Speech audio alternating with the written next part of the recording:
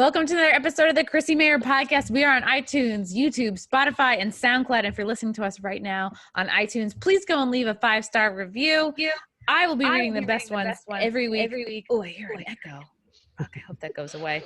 I'm going to be reading the best ones every week so long as they are 5 stars. Guys, I have some dates to announce. I'm going to be at Tiff's Ale House on Wednesday, October 21st, headlining. Mike Figs will be featuring. Get your tickets now. And Bob Levy is actually going to be hosting that show. Tiff's Ale House in Morris Plains, New Jersey. It's also called The Dojo. It's also called Tiff's Comedy Club. Get those tickets now. I'm also going to be headlining I think it's a Thursday, November 12th, at Stand Up New York's location out in Coney Island. And those tickets are available now. And those tickets are per car, which is pretty cool and new. Speaking of cool, Silk City Hot Sauce is cool and new. Go to Silk City Hot Sauce, use the promo code CMP. You're going to get 15% off your whole order. Oh, the echo. You're going to get 15% off your whole order. Plus, they're going to throw in for free a bottle of cherry sriracha and some cool stickers. Get some spice into your life. Stop eating boring food. If you're looking for hot, you found it. Silk City Hot Sauce. CMP gets you 15% off your whole order. You know what else is hot? Good sex. This episode is sponsored by BlueChew. Let's talk about something we all need more of. Sex. Not just sex, but great sex. Listen up, fellas. I'm talking to you three. Now you can increase your performance and get that extra confidence in bed. Listen up, BlueChew.com. That's blue like the color blue. Garrett's already off. BlueChew brings you the first chewable with the same FDA-approved active ingredients as Viagra and Cialis. Take them any time of day or night, whenever, even on a full stomach, so you can be ready for when an opportunity arises. And ladies, you can get in on this chew and get some from yo man. Come on. BlueChew is made right here in the USA. It's prescribed online by licensed physicians, so you don't have to go to a doctor. You don't have to wait in line. It's cheaper than a pharmacy. They prepare and ship it straight to your door in a discreet package so that you can have a less than discreet package. No awkwardness, and you don't have to leave your home. If you could benefit from more confidence where it counts, BlueChew is the fast and easy way to enhance your performance. And right now we have a special deal for you. Use the promo code CMP. Get your first shipment free. Just pay $5 shipping. That's blue, B-L-U-E, chew.com. Use the code CMP. Try it free. It's the better, cheaper choice. I thank them for sponsoring this podcast. This pod is free. So if you want to support me, support these guys and buy some pills for your penis. Yay. You can work a little better. Speaking of penises, I have 3 of my favorites on the show today. They are wholly responsible for running the technical side of Compound Media. They are the Compound Tech Boys, Steve Conti, Drew Magner, and Garrett Andritz. Andritz? Hey. Hey. Hello. Thanks for having us. Thank you for doing it. Yes, Steve is in the studio right now, so he is just basically showing off there. And technically sound over here. There's no echo. Oh, it sounds even though I good. think I was causing it just now, and I might have fixed it. Really? I think so. I'll hear it. God damn it! Imagine the whole podcast is just technical fuck up after technical fuck up, and we spend the whole episode. That would make sense. Oh boy.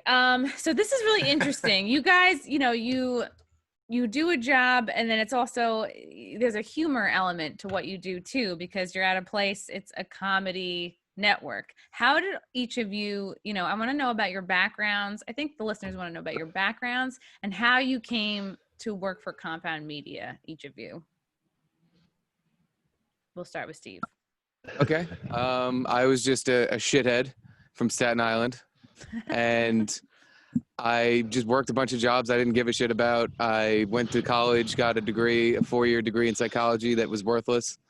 I was going to be a cop, but like a week or 2 before I was supposed to go into cop boot camp, I got really, really drunk and crashed my car into a tree, and I got arrested. So that didn't work out. And then I spent time being a banker, selling cars, and eventually I was just like, why am I doing these like bullshit jobs that I hate when I know what I want to do, which is work on a show or do my own show, because I've been an Opie and Anthony fan for over 10 years. It was like my favorite thing to just listen to constantly. So I went back to school. I got my fake degree in radio, And then I came here, and I came here to intern for free. And I was like, listen, if I could just get some experience here, you guys don't have to hire me. I'm just a fan, and I just want to like be around what you guys are doing. And then if I can get a job in this field and then like set myself up or something, that would be awesome. If not, suck my dick, E-Rock. But E-Rock hired me. It was the best. And now I work here. It's like, it was sort of a dream come true. So how long did it take you to go from intern to employee? Not that long. Like 4 months ish. Oh wow, that's pretty 3 good. months, something around there. You got It's almost like something happened. Yeah. I don't know. It was just one day that I came into intern work, and they were like, "Hey, you want this guy's job?" I was like, "Whose?" Right, because you're talking about a Mr. John Serino, right? Were you filling in for? Well, yeah, replacing him, and he was a booth boy that a lot of people came to love. He couldn't be here today. What happened with John Serino? They were like, "There's this other guy, Steve, that we like better. Can we just fire you?" And they fired him.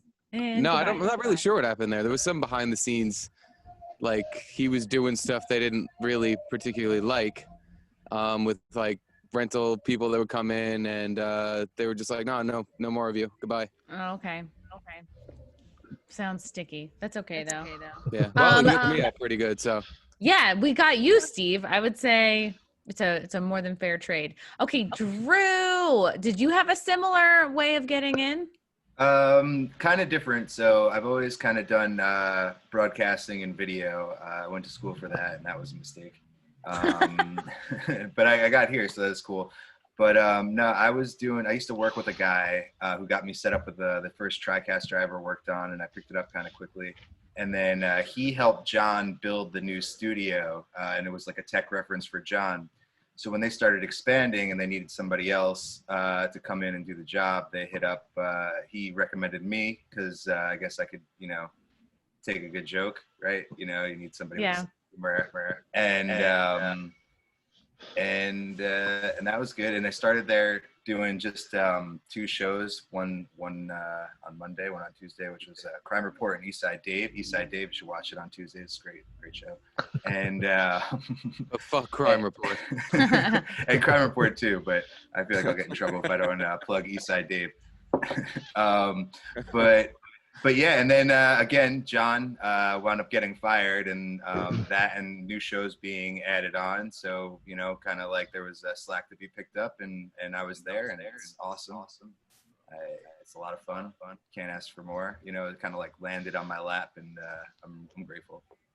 Were you an Opie and Anthony fan as well, or had any like into comedy at all, or just you ended up liking it all? Yeah, I mean into comedy generally, but like I'm more of a music guy. I was always doing kind of broadcasting for music and concerts before this. I worked in a lot of music venues. Opie and Anthony I didn't really listen to as a kid, not because I avoided it, but just because it wasn't really in my path, but I knew who they were. Like even Stern, like it just kind of crossed my path. It was great stuff, but like I didn't actively go looking it out. So it's really cool now that like I can kind of like go back and kind of like watch stuff, and it's all brand new to me. Yeah. What about you, Garrett? Well, I worked for Opie and Anthony like 99 to 2002 or whatever it was until he got kicked off. And then I used to call him Stinky. Yeah. Really? Yeah, he was Stinky. But you turned it around. Yeah, he stopped using soap. So then they were fired, and I needed a job because they kept getting paid, but I didn't keep getting paid.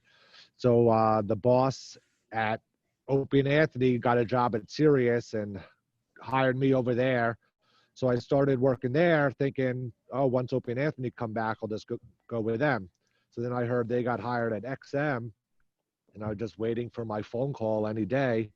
And then I got a phone call saying, oh, there's like some kid in Florida that's on the radio, and he made friends with Opie during the break, and he's going to take your job. So I don't know if they're going to hire you back. And I was like, all right, I guess I'll just keep waiting.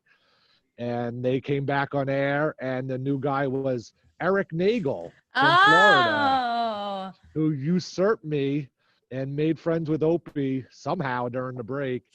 And so I stayed at Sirius, and then I worked for Lynn Samuels, who was like some left-wing kook, Alex Bennett, who was some left-wing hippie kind of guy. Then I kind of got kicked off of their shows because they were so annoying. And I got moved to Jay Thomas and worked on his show for like 5 or 6 years. And toward the end, he like got throat cancer, but didn't want Sirius to know because he didn't want to get fired. So he kept making up like excuses that he was filming stuff and blah, blah, blah. And he's taking like months off at a time kind of thing. And only me and that girl, Christina Palumbo, I was going to ask about, if you worked with her closely. She was on the show too. So she knew about it. So I was getting kind of like, once, if he stops or whatever, I don't know what to do. And Anthony started his show kind of like a month or so beforehand. I just wrote an email to Keith saying, if you ever need someone, and he like wrote right back like, hell yeah, like let's do this. And within a week I took a sick day, went out there and met with them, and they said they were going to hire me, and I just quit Sirius the next day. Wow. So you have been with Combat Media since the very beginning, since it was out on Long Island. I started like episode 50 or something like that. Oh, wow. So who was doing the tech before you got there? First, it was Keith and Anthony, and like Keith did the TriCaster stuff a little, I think. And then they hired Ben Ratner. Oh, okay. I've heard that name. Yeah. When E-Rock came to Compound Media, did you think he was taking your job again? Totally. Yeah, this guy can't stop following me. That's interesting. Made buddies with Opie and took your job at Compound. Yeah. What was there ever like real efforts, or how many efforts were made to bring Opie to Compound Media? A lot. There were like a lot of times at different points, like when he got fired, or I forget other times, but there's definitely like a bunch of texts like, let's go get coffee from Keith or something like that. And I don't think he ever accepted once, except one time he came by the studio for like 5 minutes and came by and like filmed for his YouTube or something and just said hi. And then that was it. And Anthony wasn't even there. When was that? Jeez. It had to be 3 or 4 years ago. Wow. Yeah, I just remember we were doing Talib's Stark show and he came in and filmed. And then everyone was like, oh, Talib uses a teleprompter. Because you could see, and it was like, who didn't know this? End quote. But yeah, I know Keith reached out a ton of times, and it was always like, oh, it could happen. And then Opie would never show or anything like that. Why Opie do you was think very busy with his podcast. Yeah. The Brother at Man? a bar somewhere. Yeah. Why do you think he just wouldn't entertain it? I think he's trying to like get away from all the haters and the online hate and stuff like that. I mean, I don't know if it's working. I don't know. I just think a lot of people would be so happy to see them together. I don't know if that's as much anymore, but I think over the past, I would. It would be fucking even fantastic. for a while when he was on Sirius just himself, they did like crossover shows, like both on the air at the same time, and it was like really good, like right from the start, you know. And they did that 2 or 3 times, and it just never went anywhere. That's sad. I would just want at least one where they got back together and they fought. You just said, hey, you're a fag. One last fight. One last argument. Has there ever been a guest in studio where each of you has ever felt like starstruck, or like, wow, got to meet this person, or like, holy shit, this person's coming in? Not until you started bringing in porn stars. Then it got really exciting. Oh, wow. Yeah, I know, Drew, you were particularly excited to meet Elsa Jean a couple weeks back. Well, I didn't know her before then. I never really like researched porn stars, but when she came in, I was like, man, she's really hot. So now I'm a fan. Yeah, and Drew, like I think all three of you have like worked on Wet Spot at some point, but yeah, Drew is usually always the one that I'm like staring at and telling you to research different porn stars, and I'm like, find a clip. And you're like, okay. Sure. My job is so hard. That's not the only thing that's hard. Woo! I think part of the job is you don't get excited around guests. Because, like, if you're a booth guy and people are coming in and you're trying to get a picture or talk to them and stuff, you're kind of like annoying to the host. And so It looks bad too. Yeah. So people with that personality don't really become booth guys, I would say, or I don't know. No, the more you just learn to not bother, because I think the very first person I was like, oh, holy shit, was when I was interning and Jim Norton came in, and I was super fucking excited to meet him. So I said hi, and he was just like, hey, what's up, man? That was it. That was the whole thing. So I was like, well, I mean, it doesn't really matter if you meet them. They're not going to remember you. It's not like there was there's some thing I could do, like, hey, Jim, I've, seen all your stuff, and I'm a huge fan, and, like, there's no moment you can have. You know what I mean? I mean, Yeah. Steve, Like, you oh, did cool, have I saw them in person. They're as short as I thought. You did have a nice moment, Steve, when you got to grab Kendra Sunderland's boobs. That's like more than you could ever hope for, though. That was like that was winning a lottery ticket. That is actually, that's the most starstruck I've ever been. Kendra Sunderland, let me squeeze her tits. That was a great day because she had done my show too. It might have been like in the same week, and she came to Wet Spot like extremely high and like kind of barely there, but everyone loves seeing her. I mean, like, she's beautiful. She's a porn star. Like, who doesn't like that? But I love that she let you squeeze her boobs. That was great. I want to rebook her. I don't know water. I got to squeeze some boobs too once, but I think that person also had a penis, so it doesn't really count. Are you talking about Figs? I don't remember who it was, but it was definitely a trans guy. She's like, you have to touch the boobs. You have to touch them. Oh, you're talking about Jessie Dubai. Yes, that's who it was. Yes, she's cute too. It was a little weird. And then also, like, when Rogan came by, it's like 18 other people are there that want to talk to him. So maybe I was a little starstruck with him or whatever, but you don't even get a chance to talk to him. When did Rogan come by? Like last year when the UFC came here, he did Anthony's show on a Saturday. Yeah, I remember. I mean, like, I saw Joe Rogan when I went to LA in March, and he was like in one of the green rooms for God, what the fuck? Why can't I remember the fucking Comedy Store? Yeah, it was like in the back bar where the comics hang out, and I was like, oh, he's there. And this was like right after he just did like I mean, he always does the commentating on the UFC fights, but it was like right after a fight, and I think I said something dumb to him. I think I was like, I really like the way you talked about the fight. I was just like, hi. I was like, we're the same height. Gotten to smoke some bowls with Ari Shafir on the roof when we used to be able to get to the roof of the building. That was always pretty cool. Oh yeah. Ari's such a fun, chill guy. And I know that over the years, like, Milo has done shows at Compound Media, like, I think mostly renting at the studio, and Neil deGrasse Tyson. How did they come to work with you guys? Milo, I used to do the Friday night show with Milo until fairly recently. Gavin used to rent the studio because they started a network that censored TV thing. Okay, yeah. So he didn't know exactly what the show was going to be because it was just Gavin, and then it was Gavin and Milo, and then it was just Milo. So Milo gayed his way in and usurped Gavin's show from Friday nights. He sashayed in.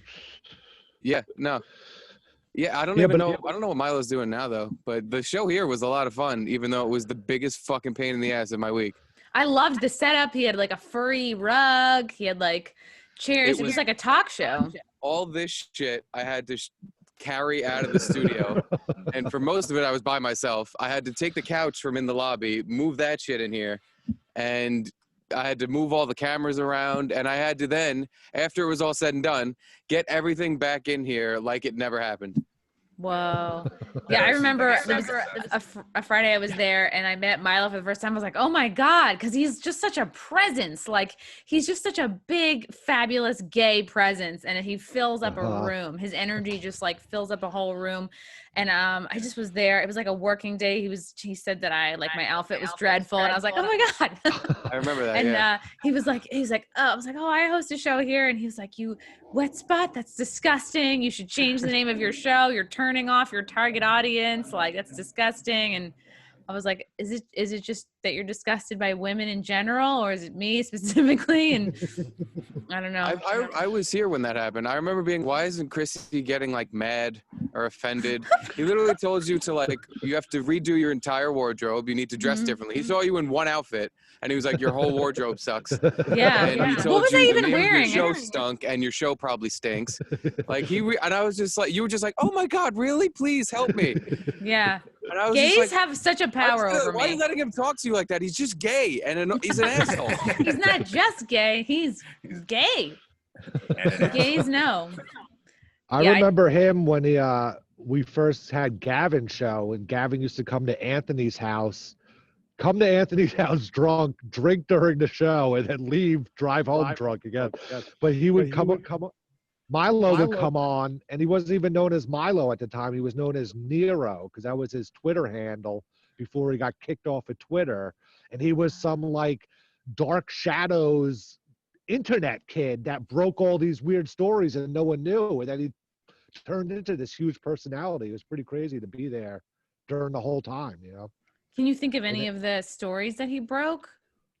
He was like a Breitbart writer when Breitbart was still alive. So I don't know if he was part of the Anthony Weiner stuff or I don't know. It was a lot of investigative reporting that he did at the time, but I forget what it was. Oh, GamerGate was a big thing too. He was big on GamerGate, you know, explaining what's really going on. And most people still don't even know. So I've never heard of GamerGate.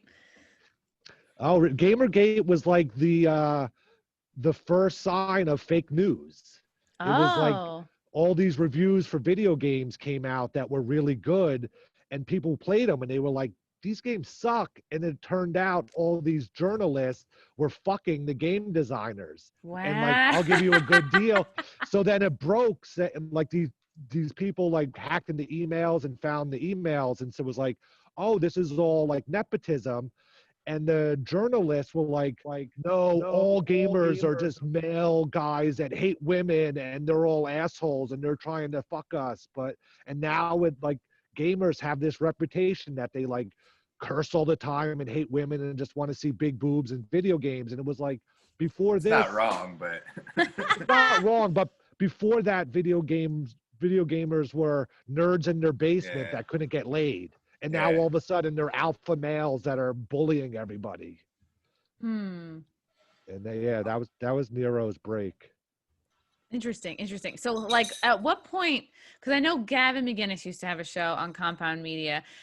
Can anybody tell the story? Because there's a lot of people like to associate the Proud Boys with Compound Media, and a lot of people don't know the origin story. What I know, it was just started as a joke. Basically, it was like a joke of Gavin's. How did it come to blow up a little more?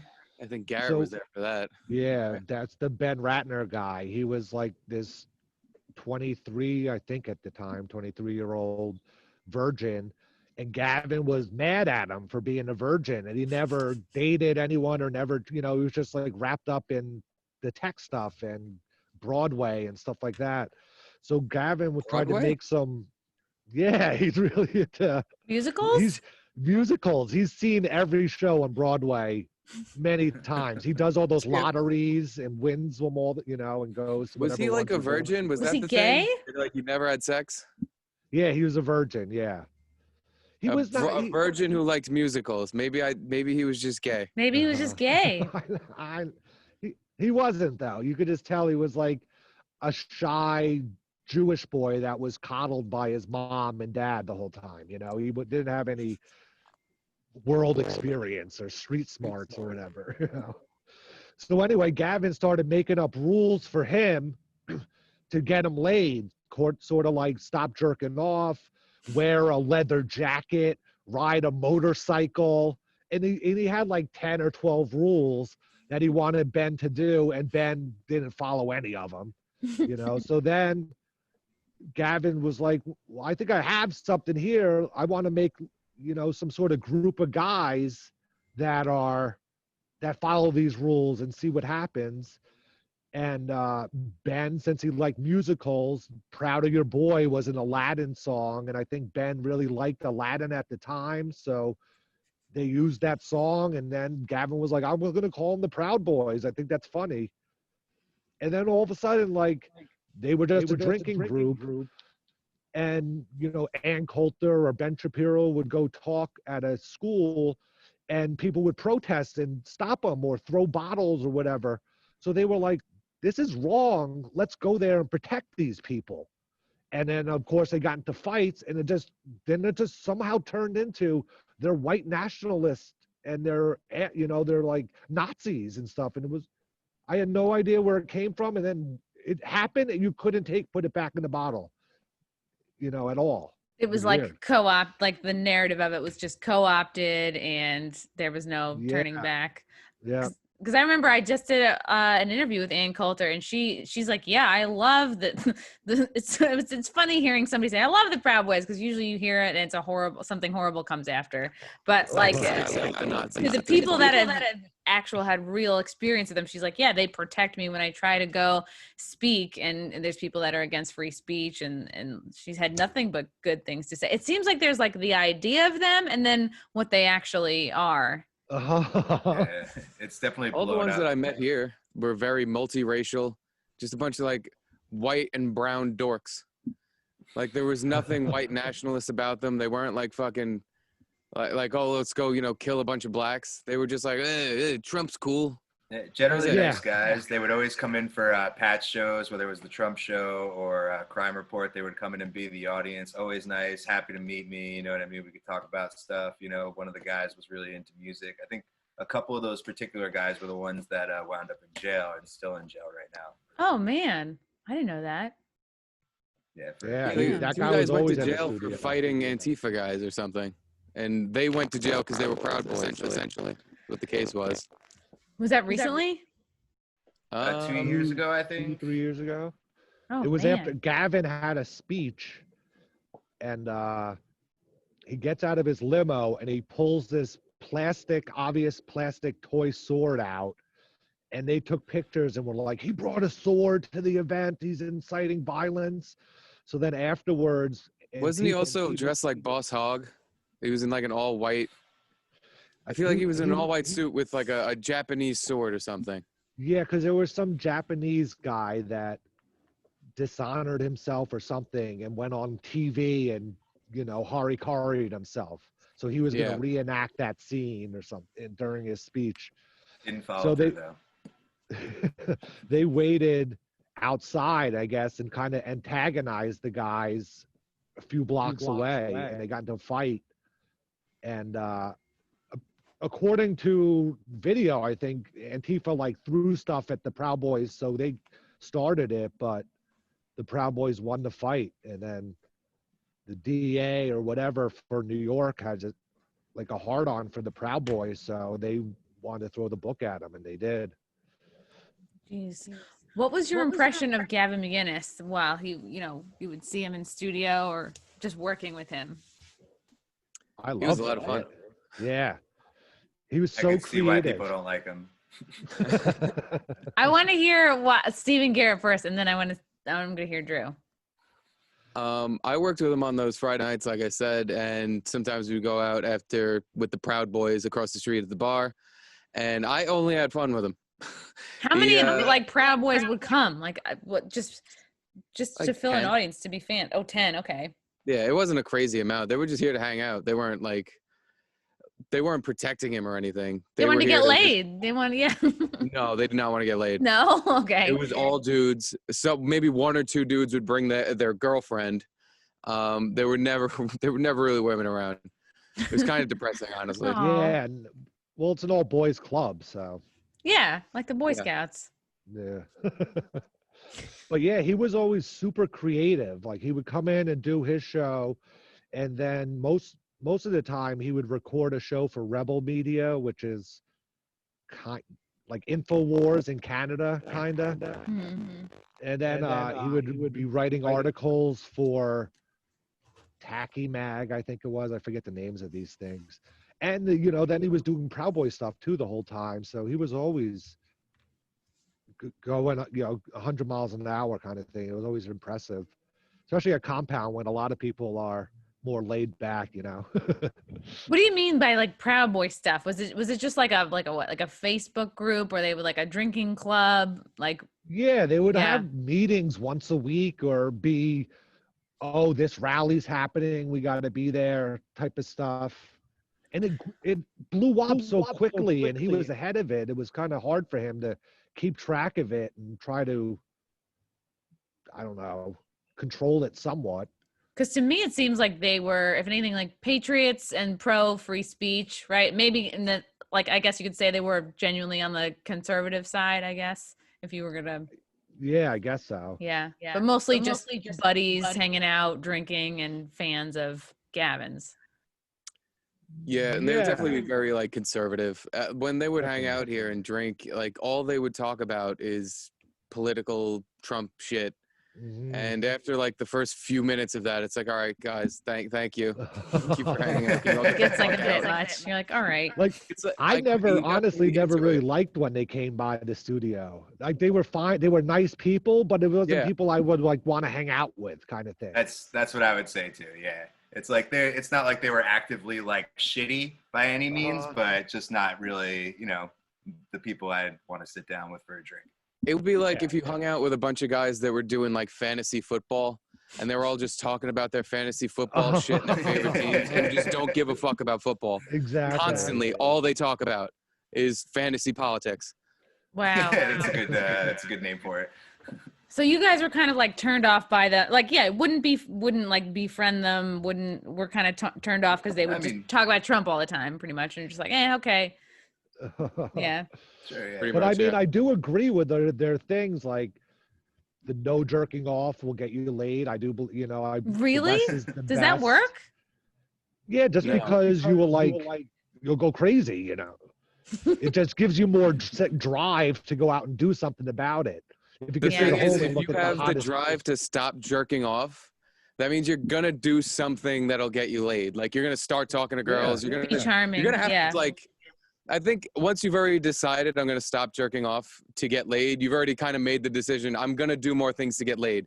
Because if you just start building up a huge load and you just never start talking to girls, it's not gonna matter. You're gonna start having fucking wet dreams. Yeah, but think of how many people he put that thought in the mind of. That no one would have even thought about it. Because you think it's going to work. Yeah.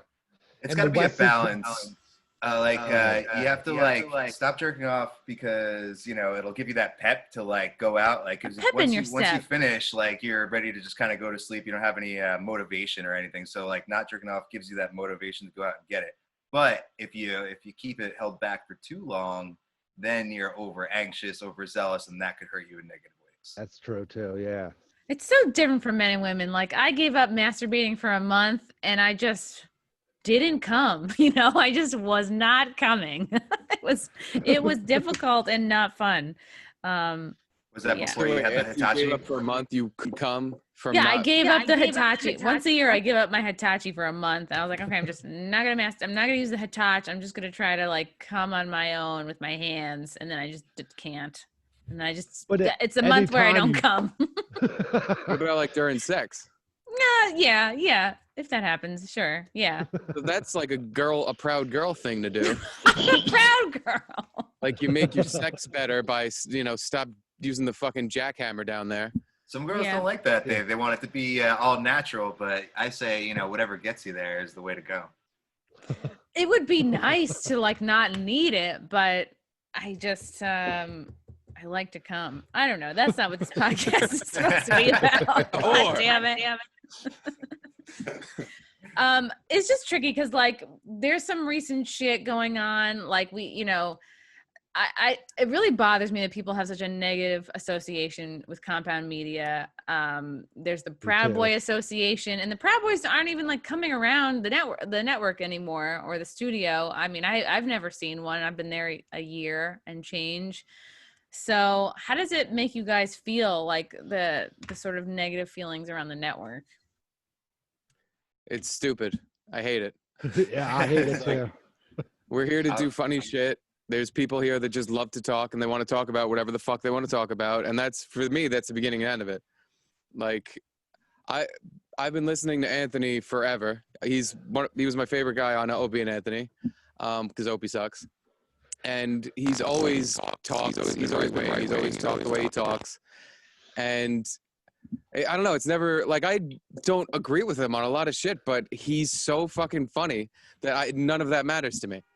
And that's the way I feel about the whole network. That's the way I feel about all this shit. And I think everybody who tries to cancel us and tries to shut us down from ourselves, by the way, because they think there's like some higher power here.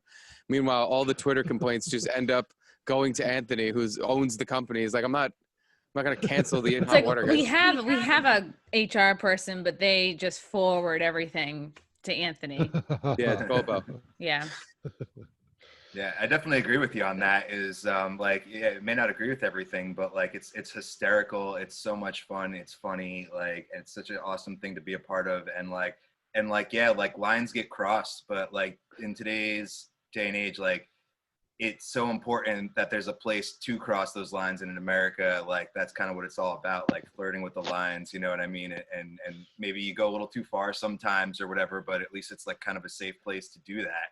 And the only thing I don't like about it is not anything about it, but the image that might come unto us by association. Like if it gets blown up as Compound's this horrible place, and like, here's the horrible people that work there. It's like, now I'm, pegged racist for life. I'm definitely not. So that's the thing. Like the people that hate us, I hate them. Like, I don't like them. I don't want them to like us. But the fact that they go above and beyond to try to ruin careers or fuck with people, that's what I hate about it. It's like, fine, hate us. That's fine. Whatever. I don't even want you to like us. But the fact that they'll keep going after everyone all the time is really fucking, it's scary.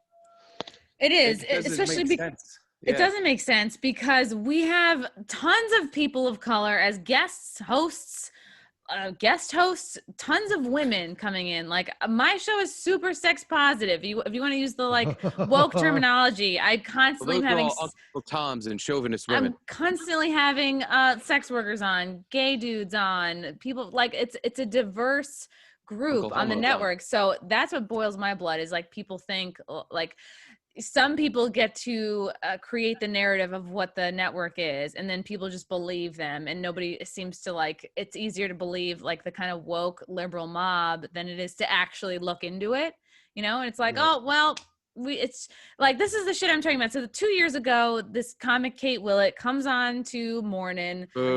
She's on with Gino and Joanne, who's the regular host, Karen Margolis, who was the guest host. So that's now two women and Gino.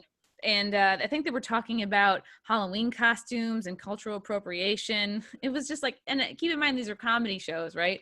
And Kate gets offended by Gino. She walks off.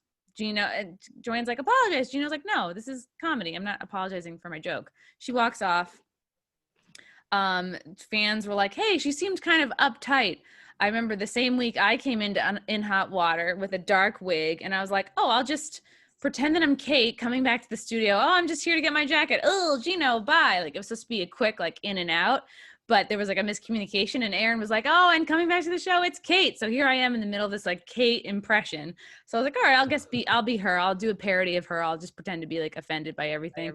And then that was it. And then she started coming after me. And then like some of the fans, they like to defend the network and the talent. And they're like, yeah, she seemed kind of like uptight. One fan in particular said, oh, she could use a railroad spike in the keister, which she like went around saying that was a rape threat. And I was like, no, these are like our fans. These are comedy fans. Like nobody is, I just feel like she really took advantage of the Me Too movement at the time, and I think she wanted a lot of attention.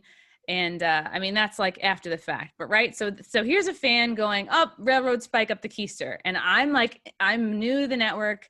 I'm getting on In Hot Water a lot. I love doing characters, and I was like, the wheels were turning, and I was like, what if I went on as the railroad spike, but like an anti-rape railroad spike? So I wrap myself up in tinfoil. I go back on In Hot Water. They introduce me as Spike, the railroad spike, and my whole character's like, I don't want to be up anybody's keister. You know, that doesn't sound good. Like, I'm not about that. Like, I was a personified metal Spike who was against being up any human's butts, who was anti-rape. I was like, I've got a rail at home that I care about, and these 3 little spikes, you know, like, I don't want any part of this. And here I go, I'm thinking like, okay, I'm making it, it's an inside joke for the fans and the talent, and it's like a yes-anding of the drama going on. And I just thought like, but it's also a positive message, you know what I mean? And then like fans see this, they take screenshots, but then Kate and her group get the screenshots and they go, oh, well, Chrissie's encouraging these threats. Look at her dressed up as this raping railroad spike. And I was like, are you fucking kidding me? It just was the biggest confusion. And that's been pissing me off for like a couple years. And I didn't say anything 2 years ago, but it all resurfaced now. So it's like, I'm starting to say a couple things, and I'm standing up for myself and then the network. And then because the Proud Boys are trending, and QAnon is trending, she sort of like brought us all in together in the same tweet. Meanwhile, this is coming from a person who tweeted out like last week that she hopes the president die of COVID. So it's like, all right, can we really trust her judgment? Rules for I me, really but think not for me. I really think she's just trying to create a distraction from her fuck up. And it's tough because it's like, are people gonna like go and watch the episodes and learn the truth? And like, I don't know, it's so much easier if you're like in this woke liberal mob to believe that side of it and go, oh, well, isn't compound media with the Proud Boys? And it's so easy for them to just like not think. And then I get labeled a fucking harasser. I get labeled like all the worst things. I don't like hearing, you know, bad things about myself or the network or any of the other talent. So that just like really bothers me. And I don't know what the point of bringing all that up is again. I just to say that just get it out. Get it out of your system. She sucks, and all of her fans suck, and they can all suck a railroad spike. Here's the thing: is like I'm not actively trying to cancel like Twitter shit. There shouldn't be sides, right? But like if we're on this side, right? I don't know. Like no one should be actively trying to cancel anybody's group. Like there's enough comedy and opportunity for all of us, and it makes me really not if you're not funny, which is why she wants other people canceled. She's fucking not funny. She's not going to be able to get gigs unless literally no other comedians exist. So she has to start somewhere and start picking all these people off. It's frustrating. Do her own show and make fun of us on her show. Yeah, make it funny somehow. She has a fucking Patreon, like less than 100 subscribers on it. So she tried that. Nobody gave a shit. So she has to like I said, there's this mindset with the woke people that if they get rid of everybody else, that maybe somebody will finally have to watch their fucking horse shit. This is not going to work.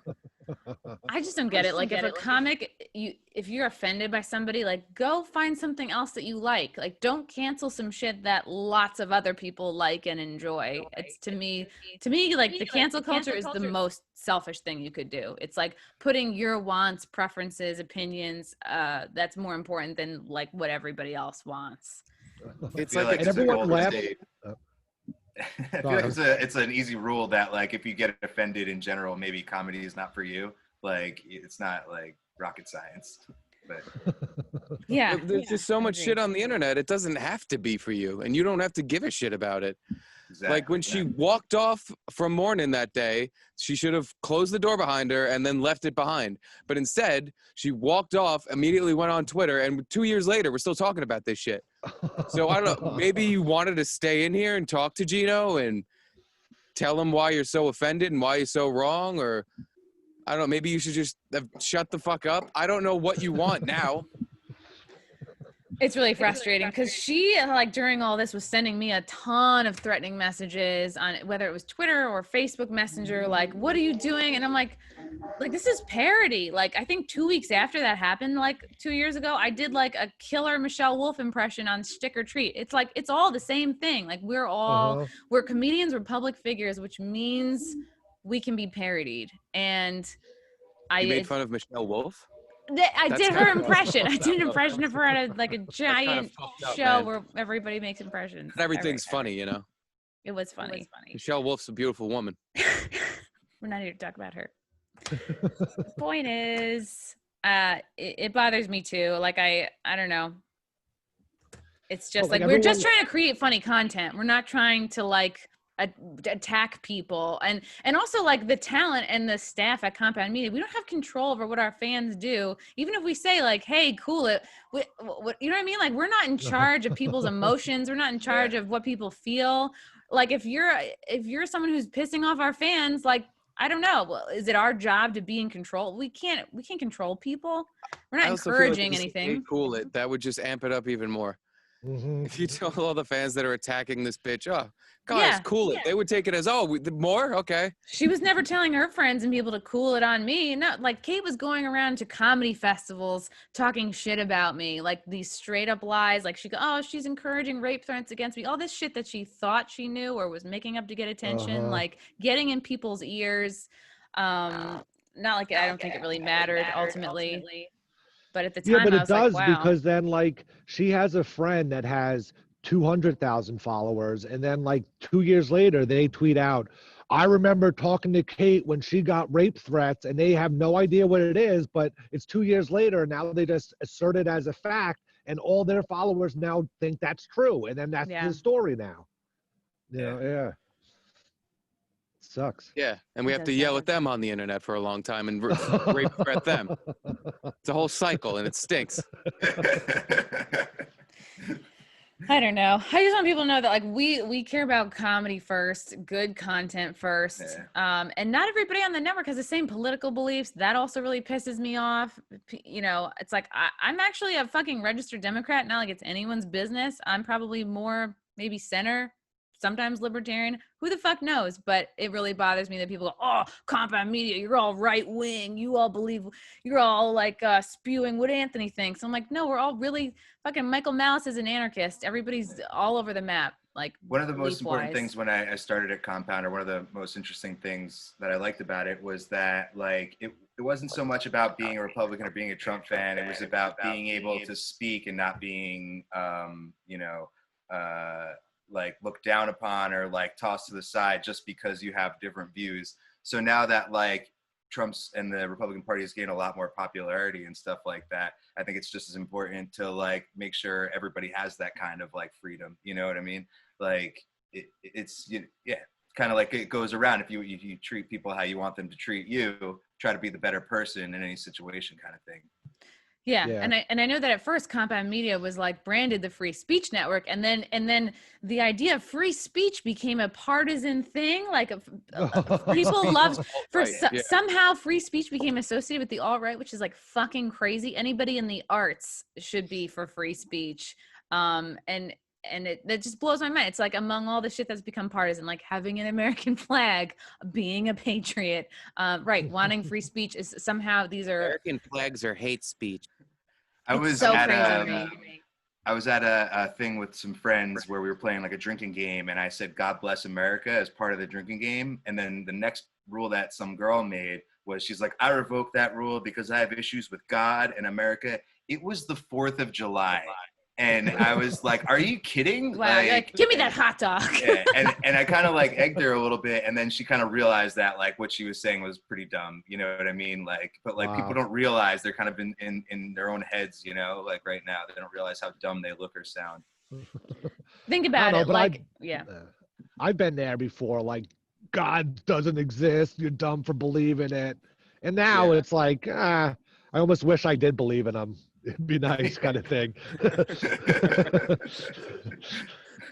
I just think it sets a really icky precedent. Like, if people are allowed to cancel creative folks, you know, like whose political beliefs you don't agree with. Like on this podcast alone, I've interviewed a bunch of porn stars and another like burlesque girl, like who have been kind of blacklisted from their industries because they're more conservative or they like Trump and they're outspoken about it, like, which is fucking frightening. You know, like if that translates, and it kind of is a little bit translating to comedy. Like look at, I don't know if Roseanne is a good example, but it seems like if one side is allowed to completely silence another side just because of political beliefs, like that's so much art that's being wiped out. That's so many voices that are silenced. And it doesn't, to me, it seems contrary to the whole like inclusion, the value of inclusion. Did you talk to Lady Alchemy? Was that the burlesque girl? Yes. And I actually met her years ago doing a show with Pat as a burlesque show. I did like a couple burlesque shows like many years ago. Yeah, she was also a Gavin associate, and that she got fucked because of that. Wow. She's one of the most beautiful women I've ever seen. Like I when she was telling me that like she was affecting her work, I was like, you? Like she should be on money. She's so good looking. She used to post the Facebook messages all the other burlesque dancers would write, and it was insane, the accusations they were making and the way they were getting her canceled from clubs and stuff like in the burlesque scene. It seems so weird. Like, who cares? Yeah. Yeah. It's so fucking backwards. I don't understand any of it. Yeah, I don't understand how it's like what we can have diverse looking people, but not diversity of thought. That seems fucking crazy to me. Well, you can't even be black and fucking have diverse thought. You see how black Republicans get treated on Twitter? White people call them coons. And they're like, see? Black Lives Matter. I'm championing black rights, you fucking coon. And it's like, what the fuck is that shit? It's so disrespectful. It's insane. It's by the way, racist as shit. Super fucking racist. It is. You see a lot of racism on the anti-racist side. It's really weird now. It's okay to be racist if you're part of one group, and you know. Did you see the Yelp thing today? No. They're going to brand restaurants recently had a racial incident. So when you go to their page, you can see that they recently had a racist incident at their restaurant, and you might not want to shop there. Really? And it's going to be based on a news report. That's what it said, like any news article that they can link to. So then you can see what their racist incident was. Yeah, but what if someone is racist against a conservative or a Republican? Does that count? I don't know how it's going to work. Or just like, I don't like the bagel shop next door because I own a bagel shop. They're racist. You send someone in there and they called me the whatever, and now they're racist. It's so ridiculous. That sounds like the episode of Curb Your Enthusiasm with like the Spite store. It's interesting to see you guys kind of like you're not only the booth boys, but you're also like very involved in compound media, like content wise and creatively. Like Steve, you do a character now on In Hot Water, like a recurring character, and Garrett, you're half of the TBD show with Pat. How and Drew, you were on my live stream. Oh no. I didn't want to leave you out there. That's the beginning and the end. How did this come to be? How did you guys like get into doing a character and co-hosting a show? By accident, it was not on purpose.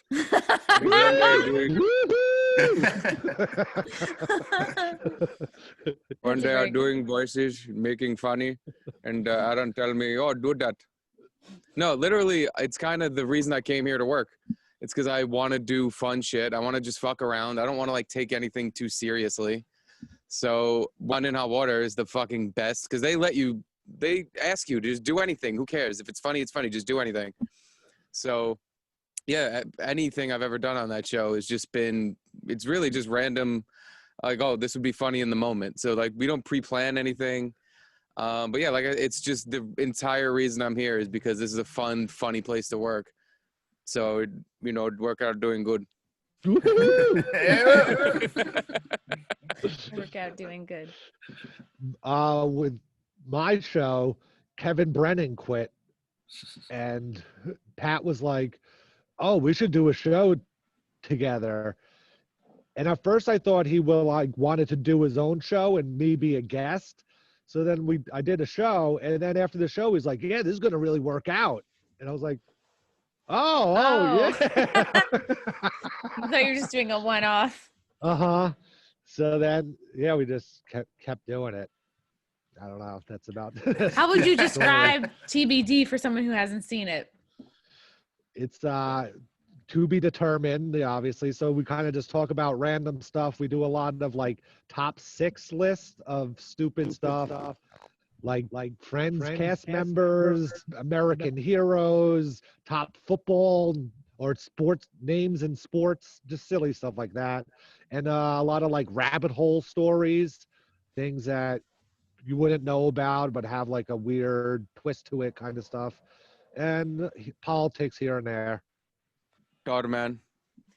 Yeah, now we've gotten on a Dharma Man kick. I don't know if Dharma people know Man? about. I think you're gonna rename the show from TBD to the Dharma Man show. It's like it's becoming that. I don't dislike it at all. It's kind of my favorite thing right now. It's this weird alternate reality that this guy makes videos for, where people don't understand concepts and relationships, and he'll be like, husband cheats on wife and lives to regret it. And then it's like an act out of a guy cheating on his wife. And then it always turns out the guy gets cancer and dies, and the wife wins the lotto and becomes a millionaire, and he lives to regret. Like, every story is so over the top. Like, it never makes sense. But then at the end, Dharma Man just comes on with a big smile and goes, "Hey fam, see, you always make sure you love people who love you back. See you next week," whatever stupid message. But it has millions of views. Each video has like over 25 million views. They're all so fucking poorly acted. He picks people up off the street and just says, "Hey, you want to be in my video?" And, like, they're so shittily done. And the lessons that you're supposed to learn, these like morals that he's supposed to, are so stupid and don't even make fucking sense. If anybody watching this, Google Dharma Man and enjoy. Dharma Man, okay. It's a very fun. It's a fun watch. Yeah. My boyfriend the other day made me watch these videos by this guy called Airsoft Fatty, and he's just like, it's just him doing things like getting stuck in a ball pit and he can't get out. He needs them to put a ladder. He's like a large man, and he's from the Midwest. I don't know. People are fascinated by him. It's so funny that like the weirdest shit gets millions of views on YouTube. Did you get into it or not really? I get it. I get why people like it. He's like soft and relatable, and he has a bunch of cats, and I'm always happy when somebody can like make a living off of YouTube or doing anything they love. But that's another thing that I really love about combat media, because like before I had Wet Spot and I was doing characters on In Hot Water, like Greta Thunberg had just sort of come into the news, and I'm always like really inspired by unstable women, and I was like, I want to do an impression, but like it has to make sense for In Hot Water, so I like wrote this script out that just was like inside jokes about In Hot Water and like making fun of Aaron and Gino, and then like making fun of the things they talk about on the show. And it was one of the best, most satisfying, like freeing things, because they were like, yeah, of course, just do what you want as long as it's funny. Like, I didn't even show them the script first. I just like, it was like, I remember, I think I don't know if it was you, Drew, I forget who it was, but I was like, just put me in front of a blue UN background, like just like she had been. And you guys like put it together in a snap. It was Steve. And then there was another time that like a woman had died in a clothing bin, and I was like, I want to see this lady, but if she had lived, like if she was continuing to live in a clothing bin. And I was like, could you put me in a Goodwill box? And like, boom, I forget who it was, but like, just like Steve again, all right. Just made it happen. All of a sudden it was just like a Goodwill bin with a perfect square. And then it was just so funny. There were other people in the studio at the time, and then Big A. I was like, oh no, there's somebody else in here. Ah! And then it was Big A's like face and a cat in the hat. And I just love like the creative freedom, the spontaneity, it's like anything goes. And it's like, I don't know, I appreciate it because I feel like I laugh so hard. It doesn't even feel like work. It just feels like playing. Yeah. It's so much fun to do that. Gino says this all the time, to get paid to do it. It feels like we're stealing something. Like we're doing something we're not supposed to do.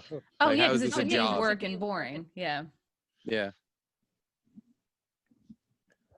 I think I ran out of questions. Oh wait, yeah. What happened to Neil deGrasse Tyson? Is he still running? Anthony found out he was black. That was that for him. That'll do That it. was a Ben Ratner connection. I think he Okay. had ins with them, and then they were looking for a studio, and I'm not even sure if he was even working with us at the time, but he suggested us, and then he would work there. Him and I would work their show, and he did Star Talk rarely. It was mostly this show, Playing with Sports or something like that. It was like the sports spin-off of Star Talk Radio, and it was Chuck Nice and some English soccer player, and they hosted a sports show and talked science about it. Sounds fun. Yeah. I don't know anything about those things. Who do you guys think, in your opinion, was the worst guest you've ever seen? Kevin Brennan. his residency. Oh. No, I'm just kidding. Oh God. It's like you don't remember the bad ones because you just want the show to be over and them gone, you know? They just kind of sit there and not talk while everything else is going on. Yeah. You could tell right away, like the first, even in like, hey, how's it going? And if they're like, if they just shake their head or like, oh, good, you know the next hour is going to be bad, you know? But I can't really. I guess one of the worst guests we've had in a while was on In Hot Water like a week or two ago. Oh, yeah. That guy Eli Leibowitz. Yeah, dude, that was one of my favorite things that's happened in a while. I was in the booth hooting and hollering when fucking Gino Is he an was just, author? like, having a day. Huh? Who was Eli? Was he an author? He was one of our Booker Ari's comedian friends. Okay. Literally, I think Gino Aaron asked him if he goes to synagogue with Ari, and he said yes. Yeah. So like Ari booked him to be on In Hot Water as like just to hook him up. It was. Yeah, explain So the bit. It was funny. as soon as he comes on, Gino introduces him. Hi, this is Eli Leibowitz, and he goes, Ari didn't tell you how to pronounce my name. It's Ellie. That's the first thing he says. It's correct. And then like one of the second things he says is, oh, it's the first rule of comedy. You get the comedian's name right. Every MC should know that. He called Gino an MC. He started reciting the rules of comedy to him. Oh boy. And honestly, it went better after that. I don't know why. It was so funny. Gino gave me the business for a solid few minutes, but then they went and had like a normal interview after that. It was kind of weird. And not that there's anything wrong with correcting somebody, but like this guy was particularly arrogant about it and not like, oh, actually, because people fuck up my name all the time, like Mar, and I'm like, oh, actually, it's Mayor, whatever. I might not even say anything, but the fact that he like really made it a point to like make him feel like he was wrong was like, and Gino was like, yeah, no, it's the first rule is to be funny, and Gino really has like it sounds so crazy, but like he has a good sense of humor, but he's also like a light, like he just wants to create fun all the time, which is why it kills me when people are like, oh, everyone's a horrible person, and like it's like, no, you just like don't get their sense of humor, and if you don't, it's fine, like go find something that you do love. He always had a bad reputation. I didn't really know him very well at the beginning, and the more I got to know him, he's just a really nice dude, you know, and blast to hang out with. And I feel weird that it took me so long to kind of like warm up to him, because I didn't, you know, at first I didn't really cross paths with most of the people on Compound. I was just kind of like this other guy, just did the two shows, so I kind of like slowly integrated, got to know everybody, and everybody was really, really great for the most part. Okay, so what makes for a horrible guest is like, yeah, they're not open, they're not like, they don't bring a fun energy to it. I mean, that makes sense. They're an asshole about their name. They're an asshole about their name. How did you guys deal with the lockdown stuff? So like the COVID lockdowns happened in March.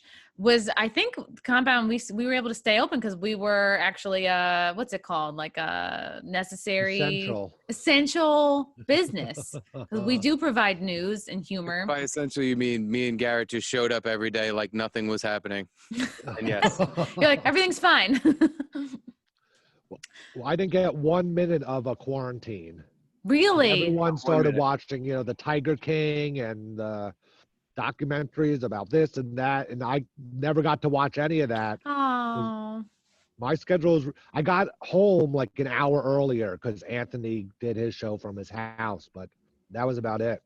I started getting home 2 hours later because Drew, who used to come in earlier, he went to Anthony's house and he was just doing a show from there. So I was working more because of the quarantine. You had more work. You guys never got your like quad time. You never got your Tiger King time. That's never really learned sad. any new ways to masturbate. Drew, how did you get to be the one to go to Anthony's? I guess it just kind of like fell at me. I was already the guy doing the show. And it was cool. It was actually really awesome because, like I said, before I was even doing Anthony's show, I didn't really know the guys, never had any personal time with them. And we were hanging out at his house. We got to hang out and drink and do cool shit. And it was a real blast. It was better than I could, the best, quarantine I could ask for. I only had one COVID death, which was my relationship. Oh my God. I was like, who died, Drew? It was tragic. But you got a cat. But I got a cat and that whole thing at Anthony's house was just great. And coming back to the studio, it really worked out for me, not so much for Steve. But I didn't choose, what happened. I mean, it was fun. Yeah. It was awesome the first month. The first month, it was like the whole city was to ourselves. It was insane. You get on the subway, it would just be me on the subway. I'd walk to work, maybe pass one person. Get to work, you wouldn't see anyone in the building. I would use the woman's bathroom because you knew no one was on the floor. Because you could finally be who you are. Yeah. We could smoke weed in the studio. It didn't matter, so much. We smoked so much weed. It was my weed. You get home and you wouldn't see anyone again, and then my girlfriend would be freaking out, and I'd be like, I was near no one except Steve the whole time. Yeah. Yeah. And not every show was coming in. Like a lot, I know for a very long time, morning was Zoom, and I was prepared to keep coming in. But then one day, Mike Figs was like, I don't know if he was like scratchy throat. I was like, okay, go home. We'll Zoom. We'll figure it out. I was like, I don't, he lived in Brooklyn. So that's interesting. So, and then Drew, you were sleeping over there with Dave Landau too. So you guys were there for what, 3 months? A couple months. Yeah. It was awesome. Like I said, we would do the show. Well, everybody would wake up. I also smoked a lot of weed because there was a lot of time to kill, get high, go for a swim, get shit together for the show. The first couple of weeks was crazy because basically it was just taking whatever he had left from his studio when he started it years ago, kind of piecing it together to make the updated studio, finding shit that didn't work and, making it work and all that jazz. But then once that was over with and the show was running, it was just straight up chill fest. I had my Xbox in his theater. I would just watch stuff in the theater, at the bar. Is that a plane? Helicopter spying on us. They know it's the damn Democrats. And yeah, it was great. Like I said, I couldn't ask for a better quarantine. I still had to work, still got paid, and I had worked less. Only really 2 hours a day, aside from when there were actual issues. We had some serious issues for a while where I was up 12 hours a day just so I could prove to our company that it wasn't our fault what was going on. Oh wow. It was horrible. But again, other than that, everything was awesome. The karaoke setup, I learned that I actually can't sing. Otherwise, what I thought I knew, I thought I could. But don't you guys have crazy hours? Like Garrett, you mentioned you're like, oh, my girlfriend. I'm like, and you told me the other day you work from noon to 10 p.m. Do you guys all have those kind of hours? Well, that was the time I leave to the time I get home kind of thing. Okay. But before we changed schedules, I was working 10 hours a day. Wow. Even before that, yeah. Are you guys all working 10-hour days? No. Not anymore. No, my schedule is easy. Okay. I have a normal person. It's 9 to 4. Ooh, okay. Okay. I have like a regular person. I don't like it actually. Like a But I mean, it's regular awesome. man. I get to have it's like a real life thing. Yeah, the best Where- thing that ever happened was when they moved In Hot Water to the afternoon because, you know, I don't start till after that. So I just do the last 3 shows, you know, now too that Malice is gone. Yeah. So again, worked out. Where would you guys like to see Compound Media like go in the future? Like, what would you like to see happen for the network? $100 million deal with Spotify. Yeah, I would just want it to be advertised to like right-wing people that are against the mainstream news, not even right-wing. but Yeah, just I would say people that's a that- lot of people in the right-wing. center at this point. Yeah. People I that think like people need- comedy and funny shit.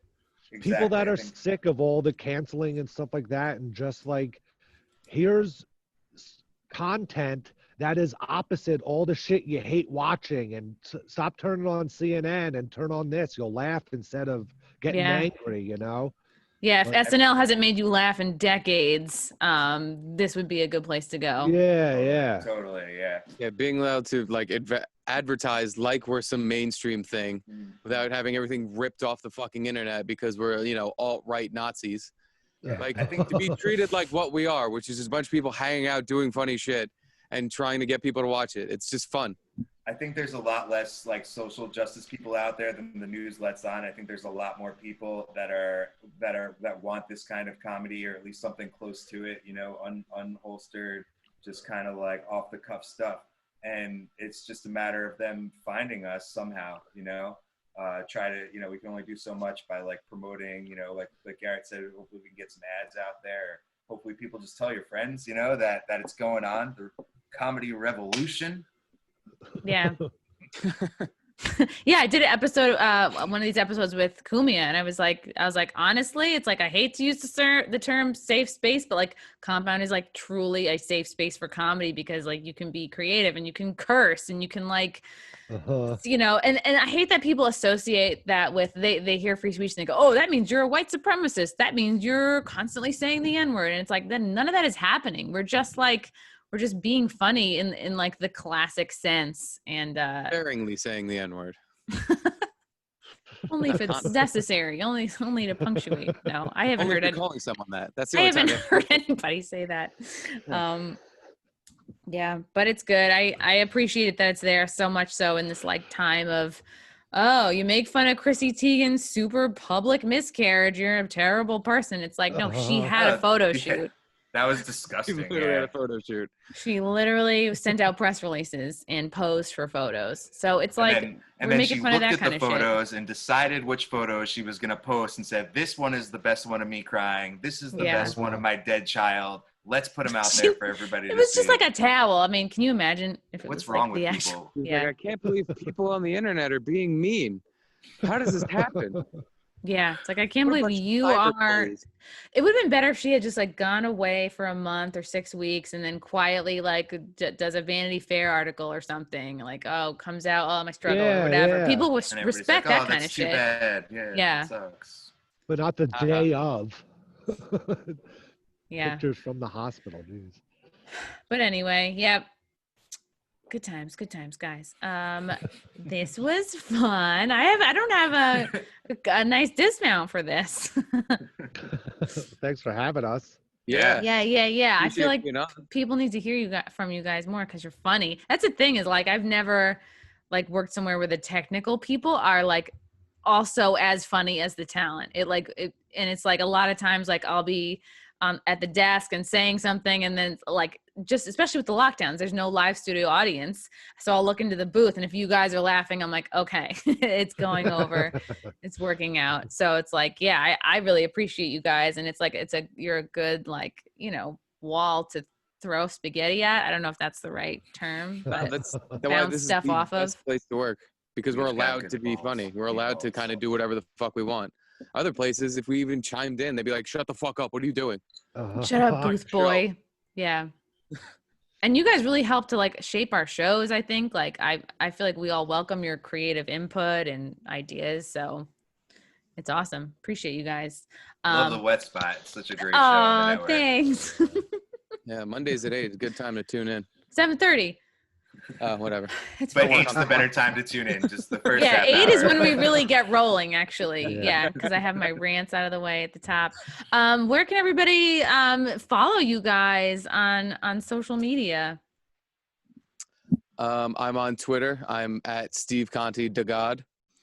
And we have a Friday show for In Hot Water called Gum Fridays. And that's Gum Yes. Fridays. That's patreon.com/Gum Fridays for a little extra. You guys chew gum, and it's like in Yeah. hot water, but with gum. Yeah. They come for gum. Drew? I guess you could go to my Instagram. It's my name, Drew, DREW, Magner, MAGNER. But I don't really post a lot on it. But if people start following me, maybe I'll take a picture or something. And then all the shows on Compound, The Wet Spot, Crime Report, Eastside Dave, of course, The Fair One, and Tax, are the shows that I'm doing. I mean, you should watch all the shows, but those are all the ones that I'm doing now, and this is such a blast. And yeah, come to Compound if you're not already checking it out. Come check it out. You'll have a good time. A good time. Garrett? I'm at Third Eye, THURDEYE on most things. TBD Monday at 12:30. Me and Pat Dixon. And I hope you've enjoyed my double neck. You don't have one. It's just that you have the worst camera angle. No, I definitely have one. No, it's just you have to just learn to like bad. stick your. You have to learn how to pose. You got to pose chin first. That's good.